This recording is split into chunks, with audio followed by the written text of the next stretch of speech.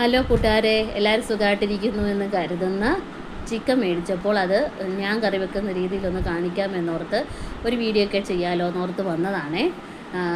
Chicken കഴുകി വൃത്തിയാക്കി വെച്ചിരിക്കുകയാണ്. അത് വെച്ചതിന് ശേഷം ചിക്കൻ പൊടി, മഞ്ഞൾപ്പൊടി, മുളക് പൊടി, ഉപ്പ് ഇവയെല്ലാം കൂടെ ചേർത്ത് നന്നായിട്ടൊന്ന് മിക്സ് ചെയ്ത് നല്ലതായിട്ട് തിരുമ്മി ഒന്ന് ഒരു 10-20 മിനിറ്റ് നമ്മൾ അങ്ങനെ വെക്കാം എന്ന് കരുതി വെക്കുകയാണ്. ഞാനത് ചിക്കനെല്ലാം കഴുകി വൃത്തിയാക്കിയതിന് ശേഷം ഒരു കിഴുത്തപ്പാത്രം ഉണ്ടല്ലോ, ആ കിഴുത്തപ്പാത്രത്തിലാണ് ഇട്ട് വെച്ചത്. അങ്ങനെ വയ്ക്കുമ്പോൾ നമുക്ക് ചിക്കൻ്റെ വെള്ളമെല്ലാം ഒന്ന് അകത്തെ പിടിച്ചിരിക്കുന്ന വെള്ളമെല്ലാം ഒന്ന് പോയി നല്ല ഒരു വൃത്തിയായിട്ട് ചിക്കൻ കിട്ടും. അതിനുവേണ്ടി അങ്ങനെ വെച്ചതാണ്. പിന്നെ സവോള, തക്കാളി, ഇഞ്ചി, പച്ചമുളക്, വെളുത്തുള്ളി, കറിവേപ്പില എന്നിവയെല്ലാം റെഡിയാക്കി വെച്ചാണ് ഞാനിതെല്ലാം നമ്മൾ തിരുമ്മി വെച്ച ചിക്കനെല്ലാം കൂടെ കുക്കറിൽ വെച്ച് വേവിച്ച് വെച്ചിരിക്കുന്നതാണ് ഇപ്പോൾ കാണുന്നത്. കുക്കറിലാകുമ്പം പെട്ടെന്ന് എളുപ്പത്തിൽ 1-2 വിസിലടിക്കുമ്പോൾ റെഡിയായി കിട്ടുമല്ലോ.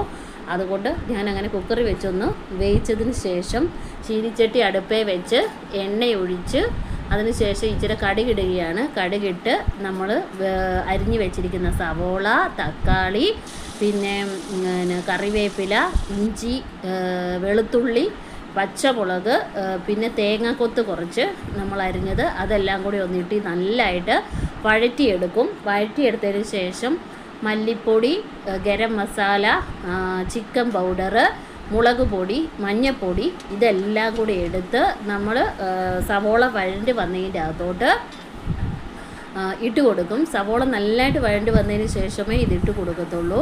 അത് ഇട്ടതിന് ശേഷം അതൊന്ന് പച്ചമണം മാറുന്നതിന് വേണ്ടി നമ്മൾ കുറച്ച് നേരം ഒന്ന് ഇളക്കി കൊടുത്തതിന് ശേഷം നമ്മൾ കുക്കറിൽ വെച്ചിരിക്കുന്ന ചിക്കൻ അതിലേക്ക് ഇട്ട് കൊടുക്കുകയാണ് ചെയ്യുന്നത്. അങ്ങനെ കുക്കറിൽ വയ്ക്കുമ്പോഴത്തേക്കിനും ഒത്തിരി നേരം നമുക്ക് ഇങ്ങനെ അടുപ്പേ വെച്ച് വേവിക്കേണ്ടതായിട്ട് വരുന്നില്ല.